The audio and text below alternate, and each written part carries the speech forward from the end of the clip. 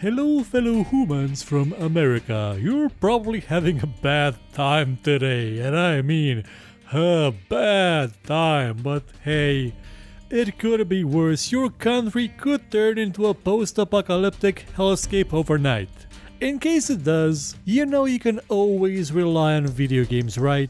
Because they'll help you brush up on what you need to know about your brand new post-apocalyptic nation. These are games all about the apocalypse, well, the post-apocalypse. So let's start with one of the classics, Fallout 1. Now, why am I recommending this one instead of Fallout 4, which is the newest? Well, it's because Fallout 1 has a bit more sense of new, of undiscovered, of unknown, of you are an underpowered, undernourished, underdevelopment character that's just come out of hiding into a world that is absolutely brutal. It is absolutely merciless, and everyone is out to murder you.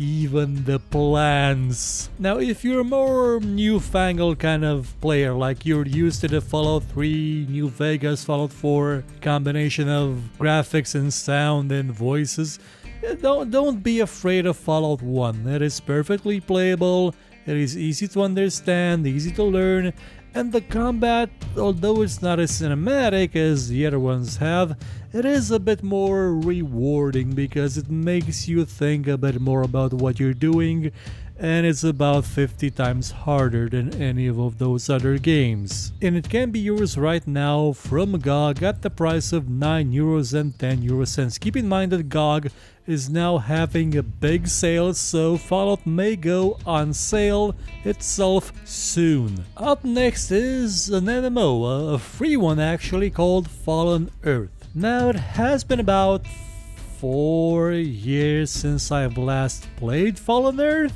approximately, but from what I remember, it was an okay post-apocalyptic game. You could have your own bike, your own ATV, you could fight things, you could scrounge for loot, you would run into other players, I believe some of them may actually kill you. It had a very good Fallout vibe to it and a draw distance that just went on forever. Also, the combat system was actually quite okay for an MMO, like it sort of felt like it happened in real time and wasn't the crappy tabbed combat MMO as every other MMO ever made. Now, sure, there seems to be a sense that the game has now been abandoned by a lot of players and by the GMs and the devs and, well, everyone. At least that's what a player that has almost 12,000 goddamn hours in it.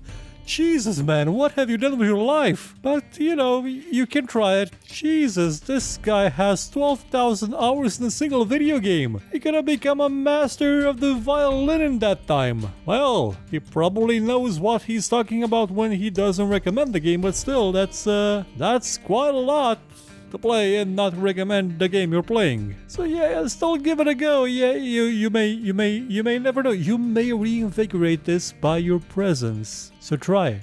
And lastly, this isn't your average post-apocalyptic game. This is a fantasy post-apocalyptic game set in the past. Age of Decadence was a game in development for so many goddamn years. There was even a joke that this game would be released Thursday after the apocalypse, but it was released actually Wednesday before the apocalypse, which sort of ruins the joke but also takes it to its final level. Imagine, if you will, that the apocalypse happened during the Roman Empire's reign. Well, that's it. That's the idea of it. You get to play what is basically a Fallout game, but in a setting that is so unexplored by just about anything in this medium. You get to see what happens after the fall of the Roman Empire, not as the conquering hero of some horde of barbarians like in the Total War series, but as a character in a world that also has magic in it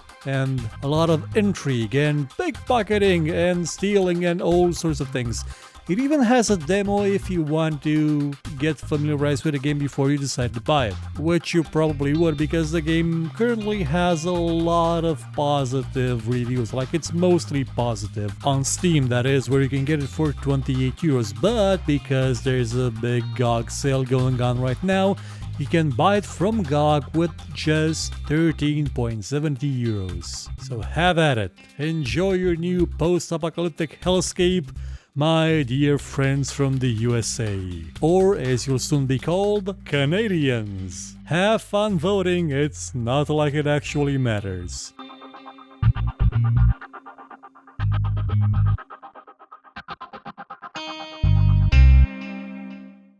Thank you for watching this show. If you enjoyed it, please consider watching some of our other videos and maybe sharing them or giving a thumbs up if you feel like it. And if you really liked what you saw, please check out our Patreon page. For just $1 a month, you could help us make much better shows and get some rewards in the process. Or you could consider buying my book called Tale of Doom. Volume 1 is out now and available for just $2. And as always, if you thought it was horrible, you know where to find me and complain about it.